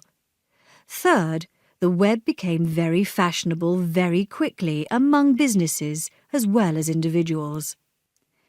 Netscape charged businesses between $1,500 and $5,000 for the software to run a website. That was how the company made a profit. It made $75 million in the first year and $375 million in the second year. On the 9th of August 1995, Netscape went public for the first time. People could buy shares in the company. On the evening before the sale, the shares were priced at $28 each. When the market opened, they sold for more than $70. This made it the most successful sale of all time. America's main financial newspaper said, "It took many of today's most successful companies 50 years to become corporations worth $2.7 billion. It took Netscape about a minute." Chapter 7. Yahoo! A Guide to Everything. The World Wide Web contains millions of pages, and it is growing more quickly every day. It is likely that hundreds of new pages will be added while you are reading this chapter. No one can say exactly how big the web is at any moment, but it is probably bigger today than any library on Earth. Almost anything you could want to know is on the web, somewhere. But that's the problem. Information is no use unless you can find it. And as the web grows, it becomes more and more difficult to find exactly what you want. One obvious answer is to let a computer do the work. There are lots of search engines that use powerful computers and clever software to hunt on the web. You give them a topic, and they give you a list of the sites that seem to talk about it. But very often the list is still too long to be useful. If you want to know more about the actress Pamela Anderson, the Alta Vista search engine will quickly find more than 150,000 pages for you. More importantly, the software does not understand what it is looking for. To a computer, the word football does not mean anything. It is just a string of letters. A computer does not know that American football is completely different from the game played in the rest of the world. Yahoo is one of the most popular sites on the web, with millions of visitors every day, because it uses a different way of searching the internet. Instead of computers, Yahoo employs people to surf the web. Yahoo's professional surfers spend all day looking at websites. If they think a site is good, interesting or important, they add it to Yahoo's Guide to the Web. The principle behind the system is that any site can be fitted into one of 14 categories. When you go to Yahoo, you see these 14 categories first. Some of the categories are arts, business, computers and internet, education, entertainment, government, news, sports, science, and society and culture. It is always fun to try to think of a topic or a web page that could not be put into one of Yahoo's categories, but it is hard to succeed at this game. The categories have been tested over many years, and anyway, the 14 categories are only the surface of Yahoo. Each of them contains many other smaller categories, which each contain even smaller categories. Some of the topics in the smallest categories are so odd that you cannot believe anyone in the world knows anything about them. Just the page's author, perhaps. Yahoo is clever because it is so well organised. Many other sites have copied the idea of breaking the web into categories, but none of them is as well organised as Yahoo. In a world of new technology, Yahoo's strength is human intelligence. Yahoo's creators, Jerry Yang and Dave Filo, met at Stanford University. They were both graduate students who stayed at the university because they did not feel ready for jobs. Today, Jerry says, "I wasn't really ready to work. I had a good degree, but I didn't have the experience, and I wasn't grown up enough for it. I wasn't even 21, so I looked for ways to stay in school." Dave Filo felt the same way. Dave was a little older than Jerry, and in fact he had once been Jerry's teacher. "He gave me a B," complained Jerry, who was used to getting A's. But they also worked together, and Jerry gratefully remembers that Dave did all the work. "He wrote the whole program. I didn't do anything. So I knew then that I was going to have to work with him more often." They did spend more and more time together. They were and still are a great team. Dave is a brilliant engineer. Jerry is a brilliant talker. Dave is messy. Jerry is neat. When one can't do something, the other probably can. But Jerry says that Yahoo started because he always felt about half a step behind Dave on the internet. Dave always had this talent for finding things. I was always trying to find out how he knew everything. Dave and Jerry had a tiny office in a university hut at Stanford. Both of them were still doing university work. They wanted to go into business, but did not know what to do. Then Dave discovered Mosaic. Both of them quickly became web experts. They spent hours on the internet, and their university work began to suffer. But this was when Yahoo really started. Dave and Jerry both began to make lists of their favourite websites. They showed their new discoveries to each other all the time, and eventually joined their lists together. The result was Jerry's Guide to the World Wide Web. But soon things got out of control. There were so many sites that Dave and Jerry had to organise the list. They broke it into categories, and when the categories became too big, they broke them into smaller categories. This is still the way Yahoo works today. It was quickly obvious that lots of people outside the hut also wanted a guide to the web. Soon hundreds of people were viewing Jerry's Guide every day. This came as a surprise to Dave and Jerry. They had never thought about an audience. But the guide was a website like any other site. It was on Stanford's network, which was on the internet, so anyone with a connection to the internet could look at the guide. This sudden audience was not just looking at the guide, it was also suggesting ways to improve it. People started sending in their own favourite web addresses. If Dave and Jerry liked them, they included these sites in the guide. Then they began to ask people to suggest good websites. The result was a flood of email. Both Jerry and Dave found that they loved this attention, and it was often very helpful.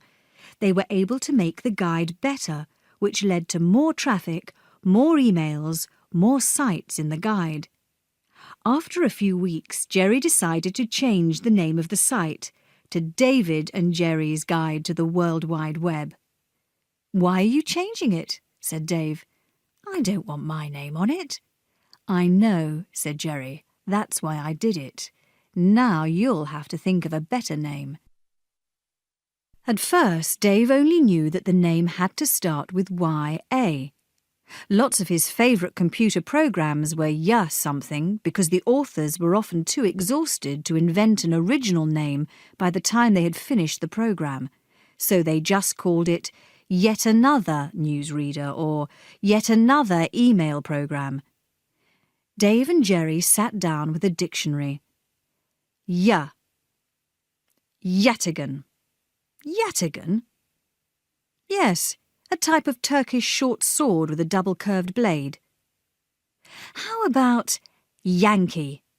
Or Yang? Very funny. Eventually they decided on Yahoo. They just liked the sound of it. By the winter of 1994, the traffic was so heavy that Dave remembers that he was hoping it wouldn't grow so quickly. There was not much time to eat or sleep. But this was also the time that Netscape went public. The world was suddenly mad about the web. Dave and Jerry began to think that there must be a way to turn all this traffic into a business. Surely it must be worth something. They thought seriously about selling. A big internet company called AOL was interested in buying Yahoo. It was the world's largest commercial internet service, and it wanted a search engine. AOL made Dave and Jerry an offer that would make them very rich very quickly. The company also warned them that if they did not sell, they would soon be competing with AOL itself. Dave and Jerry thought hard about the offer. "What do you think?" Jerry asked. "It's a nice idea," said Dave. "It would be nice to be rich." "Yes, and I don't much like the idea of competing with AOL." "No, but if we take the money, we'll have to work there for years. With the suits and the office politics. Not much fun there. It wouldn't be David and Jerry's guide, would it?" "No, and they'd kill Yahoo when they'd worked out how to run it. It had become AOL Search or something." "But can we really do it ourselves? Start a business?" "Let's find out." So Dave and Jerry decided to stay in control of Yahoo. In April 1995, they borrowed $4 million to turn Yahoo into a proper business. Netscape had also been interested in buying Yahoo. They offered a similar deal to AOL's. They needed a search engine for their web browser. Dave and Jerry had refused Netscape's offer as well. For a time they worried that they would soon be competing with two big rivals, AOL and Netscape. However, in the end, Netscape gave Yahoo an enormous amount of free business. Netscape did not create its own search engine. It simply put a link to Yahoo in its web browser. This meant that Yahoo was suddenly the obvious first step for many millions of web searches. Dave and Jerry used the $4 million to turn Yahoo into a proper company. They began to hire managers and professional surfers. The surfers meant that for the first time, Dave and Jerry did not have to look at every new site themselves. One of the new managers was Tim Kugel, who was hired by Dave and Jerry to be the chief manager. Like them, he came from Stanford's engineering department.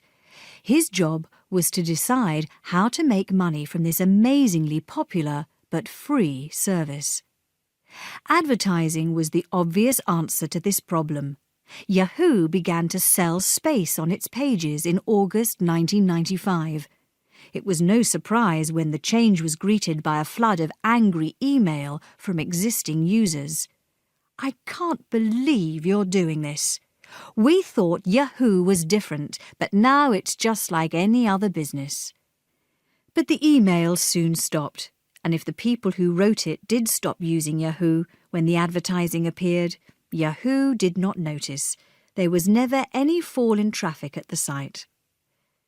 Yahoo also introduced some other changes in the summer of 1995. Perhaps the most important of these was a news service. Yahoo made a deal with Reuters, one of the world's largest news organizations. Reuters supplied news that could be viewed directly on Yahoo's pages. This was Yahoo's first step to becoming a destination as well as a guide that sent people to other sites. Soon other services were added, including weather, share prices and travel news. Yahoo was becoming like an electronic newspaper or a computerized television channel, the first place to look for information, news or fun. By February 1996, Yahoo was serving 6 million pages a day. 80 companies were paying for advertising on the site. Yahoo went public in March 1996, and its shares were valued at $850 million. Dave and Jerry were amazed. Yahoo's value was 200 times greater than it had been just a year earlier. They had known for some time that they would soon be rich, but they had never imagined that they would be worth so much. Their small company was now more valuable than some of America's largest airlines, car firms, and banks. It was a sign that the US public expected great things of the Internet. Dave and Jerry realized that they had started the 21st century 4 years before the rest of the world. Chapter 8. The Future. It is impossible to say what the Internet will be like in the future or how it will change our lives. Just 10 years ago, very few people had heard of it. Now it is nearly as common and useful as the telephone. As more and more people use the Internet, as it becomes cheaper and faster and easier to use, there will be new things on the Internet that we cannot imagine today. But perhaps some of the more surprising things that have happened recently can give us a taste of the future. Anyone can report on the world. Using just a cheap PC, Matt Drudge nearly ended the career of US President Bill Clinton. Many other journalists at big news organizations knew about the possibility of a sexual relationship between Clinton and Monica Lewinsky. They chose not to report it. Matt Drudge did not work for anyone, but he wrote the story and put it on the Internet. Soon 1 million people a day were looking at his website. Matt Drudge believes that traditional journalists are too friendly with the people they write about. Now with the Internet, the future belongs to ordinary people with a story to tell. Internet crime. Vladimir Levin worked for a computer firm in St. Petersburg, Russia. From there, using the Internet, he was able to break into Citibank's computers in the USA. He moved more than $10 million to other banks all over the world. Most of the world's money is now stored in computers. Clever criminals are likely to use computers and the Internet, not guns, to steal it. Free software. Today, most operating systems are the work of hundreds of programmers, and they can cost thousands of dollars. In 1991, Linus Torvalds wrote an operating system alone, and he gave it away. Now, with the help of many other programmers who work together on the Internet, his Linux system has grown into a serious rival to the products of the industry leader, Microsoft. It costs almost nothing to deliver software over the Internet. If programmers are willing to give their work away, and if the programs are as good as their commercial rivals, the days of paying for software could soon be over. Computer wars. India and Pakistan have twice fought wars over Kashmir. In 1999, the battle took a new form when the Indian Army's website was taken over. The content of the site was removed and stories of crimes by the army against ordinary Kashmiris were put there instead. As the Internet becomes increasingly important to governments, it also becomes a stage for people who oppose them. The information wars of the future may be fought on websites. Sex. In 1995, Time magazine's cover showed a young child looking at sex pictures on the Internet. The story said that 83% of the news part of the Internet was being used to exchange sex pictures. In fact, this was not true, and there are many ways for parents to prevent their children from seeing anything on the Internet that the parents do not like. But it is true that, like photography, cinema and video before it, the Internet is growing partly because it is a way for people to find sexual material that they cannot easily obtain in any other way. Go to work on the Internet.